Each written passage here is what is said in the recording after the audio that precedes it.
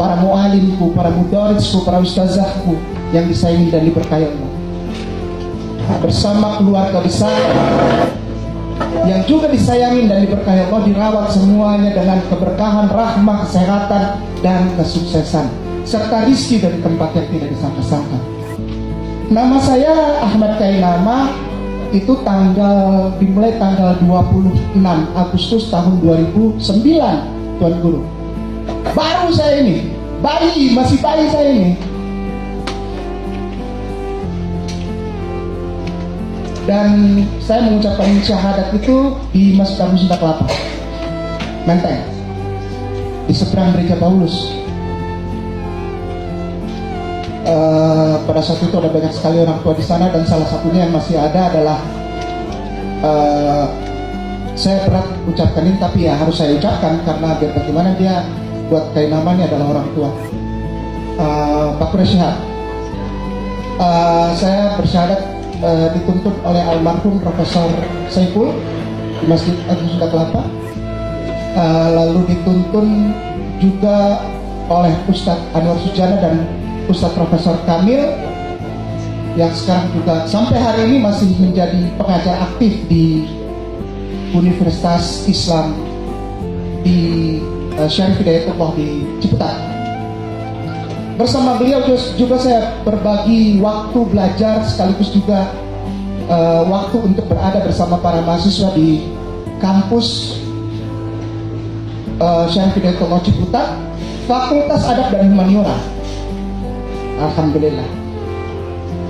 Belajar juga kepada Ustadz Profesor almarhum Amir, lalu Ustadz Profesor almarhum Fauzi, dan tahun 2009 bulan November saya mendapatkan panggilan dari untuk bertemu dengan orang tuaku yang tersayang, yang aku sangat hormati sampai hari ini, Bapak Aksa Mahmud di Masjid Abu Sunda Kelapa. Dan alhamdulillah wa syukurillah, qadarullah, Pak Aksa ini di dalam kehidupan sehari-hari adalah adik ipar dari orang tua kita yang kita sama-sama hormati, Pak JK. Saya diasuh oleh beliau. Pada saat itu saya masih ingat beliau bilang, dia panggil nama saya Kay, dan sejak itu panggilannya Kay, kamu tidak boleh bikin seperti kesaksian atau seperti orang yang mu'alaf gitu bicara. Tidak boleh. Tidak boleh ada satupun pihak yang memberi kamu kesempatan untuk pegang mic. Dilarang. Tidak boleh. Apalagi berdakwah. Oh, jauh, tidak boleh. Beliau marah. Dia bilang, Kay, kamu ikut sama, namanya Om Jose Asmano. Mungkin kalau yang dari Surabaya tahu, Om Jose Asmano adalah wartawan senior Suara Surabaya, dan sekarang ini ada di Istana Negara untuk bersama-sama menjadi persnya pemerintah di istana. Sudah senior sekali. Namanya Om Jose Asmano, Bapak Jose Asmano. Dia adalah wartawan senior Suara Surabaya. Kenapa saya harus ikut Om Jose? Saya bilang, ikut dulu saya. Akhirnya saya ikut, ternyata beliau mengantarkan saya untuk ke Jombang. Datang ke rumah langsung dari almarhum Tuan Guru kita yang sama-sama kita hormati, Gus Solah, adik dari mualim kita Gus Dur Mudaris. Saya belajar kepada beliau, tapi bukan di pesantrennya, langsung di rumah beliau. Dan alhamdulillahnya Allah pertemukan saya dengan beliau, Tuan Guru. Kenapa? Karena beliau juga suka musik, dan beliau tahu Kainama suka main piano. Jadi kalau habis belajar malam itu saya selalu menangis kalau itu. Kita nyanyi sama-sama. Beliau paling suka lagu The Bee Gees. Zaman dulu ada tuh BEEGEES itu, The Bee Gees. Itu beliau paling senang itu. Sama lagunya Elvis Presley itu beliau paling senang gitu. Terus dia bilang, kau tahu nggak? Saya tidak tahu, tapi kau bisa baca not balk. Alhamdulillah bisa ya mu'alim. Dia punya buku-buku noten balk, kita bilang tuh. Apa? Not balok itu, buku-buku itu. Wah, luar biasa beliau ini. Wah, pengetahuannya bagaikan lautan. Lalu dia duduk, biasanya beliau main gitar, dan itu ditaruh di piano. Dia punya piano, tapi dia nggak main. Beliau nggak main. Beliau main gitar sambil nyanyi. Hai, saya mau nyanyi lagu ini, kamu main. Begitu main 1, 2, oh saya ingat karena papi saya juga sama seleranya sama beliau. Papi saya almarhum nyanyi lah. Beliau paling suka lagu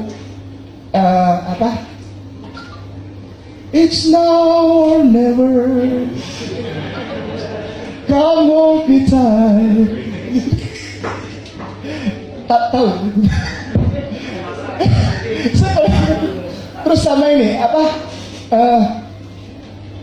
ask and you will give, seek and you will find, knock the door will be open. Lagunya Elvis Presley. Main lagu-lagu tua ini kan, dia suka sekali. Dan di samping itu ilmu terus. Dan sampai hari ini pun saya masih belajar kepada para tuan guru dan para mu'alim untuk terutama fikih. Lalu syariah, penekanan kepada akidah dan muamalah bersama Ustadz Anwar Sujana. Saya juga belajar kepada para ustazah, diantaranya Ustazah Fatimah di Masjid Musda Kelapa juga, dia sudah doktor juga, dan Ustazah Hafifah. Saya belajar ke sana untuk secara khusus panjang pendek baca Quran. Kalau untuk pemahaman perkata itu saya belajar kepada almarhum Ustadz Profesor Fauzi, tapi sekarang sedang dilanjut lagi kepada Ustadz Anwar Sujana di Masjid Musda Kelapa. Kenapa saya cerita-ceritain? Supaya semua orang tahu bahwa ketika Kainama pegang mic, yang harus diutamakan adalah kerangka serta tuntunan yang Kainama tidak boleh keluar, yang diberikan oleh para mu'alim di Majelis Ulama Indonesia dan juga Dewan Dakwah Nasional. Di Majelis Ulama Indonesia, alhamdulillah tahun 2021 awal bulan November, Kainama dipercayakan untuk menerima awards dari Majelis Ulama Indonesia. Dalam hal ini yang kita sama-sama hormati Profesor Holil Nafis untuk menerima awards atau penghargaan di bidang kristologi, agar tidak terjadi pemahaman yang salah kaprah. Ketika Kainama duduk di satu tempat lalu memulai satu paparan, orang bilang, oh pasti ngomongin Kristen. Tidak, salah. Kristologi itu bukan kekristenan, bukan tentang agama Kristen, bukan. Qadarullah saja, catatan sejarah itu termaktub di dalam satu kitab yang diimani sebagai kitab suci. Sekali lagi, Kristologi itu dasar paparannya qadarullah. Qadarullah bukan kebetulan. Qadarullah, sumber-sumber datanya itu termaktub di dalam satu buku, satu kitab yang diakui sebagai kitab suci oleh saudara tersayang Kristen dan Katolik. Itu saja.